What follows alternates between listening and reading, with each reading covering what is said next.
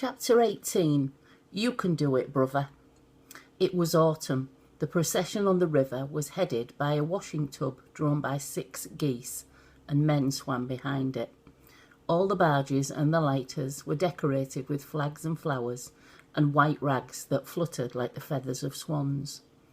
Some of the men were being rolled down the river in barrels, to hoots of laughter. The banks were lined with watchers, all dressed in bright rags and shiny coats, playing bugles and beating drums. A family of beggars was singing hymns, and the tiny voices of the children piped like birds. It was the miners' pageant, and the Lily drifted along in procession. Freed from work for the day, Nick and his fellows shouted to each other and sang. Drawn up among the watching people were some painted wagons. 2 clowns stood with mournful faces, holding up a green and crimson banner. Giuglini's Champion Circus, Nick read out.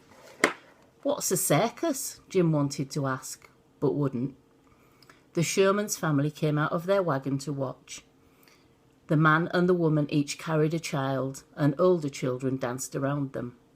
A boy of Jim's age did a handstand and waggled his feet at the barges.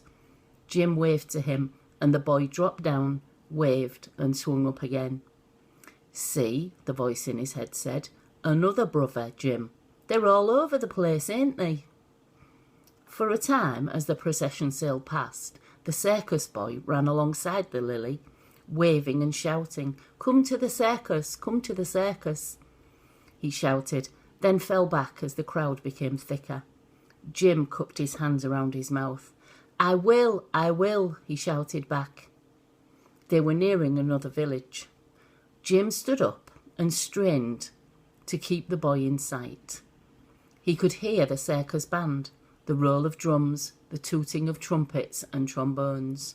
He imagined he could still hear the boy's voice. The main point of the pageant seemed to be for the coalmen and lightermen to pull up at every village and visit the local alehouse and get as drunk as possible on their pageant money. Grimy Nick lurched and stumbled with the rest of them, and his singing became louder and more slurred. He stirred his long oar inside the hold and laughed down at Jim's excited face. Want to go pageanting, do you? Please, Nick, can I?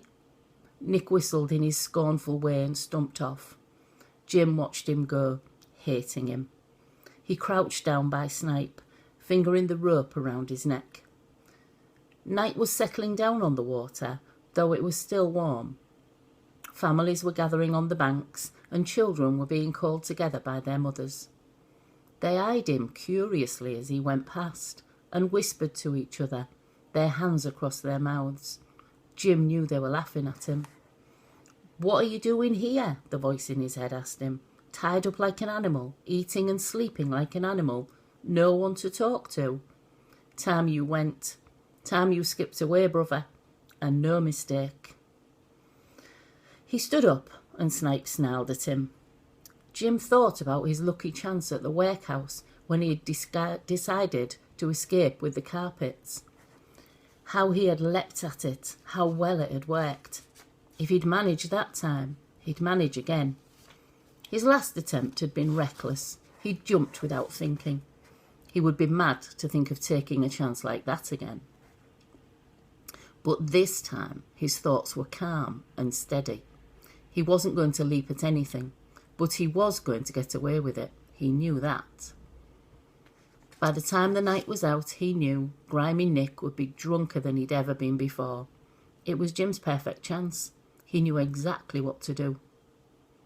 While he waited, he lowered himself down into the hold and found some big, heavy chunks of coal. He carried them up onto the boards and hid them. Then he found a small, sharp piece. He ran his hand along the edge of it. Just right. He laid the boards down across the coamings till they covered the hold completely, except for the small hatchboard. Then he took the piece of sharp coal and rubbed it against the rope that was around his neck. It seemed to take hours. He thought the rope would never begin to fray, But all at once he felt the strands fluffing and beginning to weaken. His wrist was aching. If Nick came while he was doing it, he thought, he would just put his head down and pretend to be asleep. It was only a matter of time now. The rope had to give. Bursts of sound erupted on the river and from the village. Jim worked on, scraping and scraping at the rope. It had to give. At last he was through. The last slice of coal cut his neck as the final strand snapped. But he didn't care. He held the frayed end in his hand and edged up to Snipe, careful not to startle him.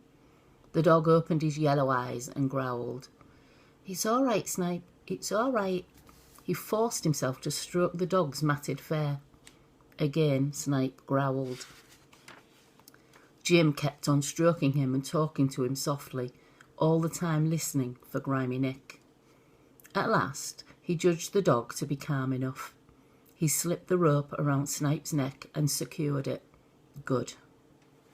Then he heard Nick coming back, singing and stumbling along the riverbank. It didn't matter. Jim had a plan for that. When Nick lumbered on the deck, he raised the lantern and saw his boy and his dog sleeping side by side, the boy with his hand on the dog's neck. He was touched by their peacefulness. He tried to creep past them, lost his footing, and tumbled into the hold. Jim and Snipe both strained their ears, listening. Almost at once, Nick's breath steadied into a rumbling snore. For a long time, Jim waited. On shore, all the voices had quietened down. The hens and the dogs and the cows and the pigs in all the backyards of all the village had settled in for the night. Jim stared slowly. Snipe half woke. Jim sat for a bit and then sidled his way to the hold. He watched the dog till it sank its head back into its paws. "Come on, you can do it, brother, you can." And he knew that he could. Slowly, slowly, he stood up, took hold of that hatch cover and lowered it down. The dog slept on. One by one, and taking what seemed to be an eternity over it, he lifted the big chunks of coal that he had brought up earlier and, without making a sound, placed them on the hatch. He worked slowly and steadily, and still the dog slept. Then he straightened himself up. Nothing moved, not a sound. He crept over to the side of the deck, glanced quickly around at the dog, and with one swift movement rolled himself off the lighter and onto the bank. He righted himself and began to run.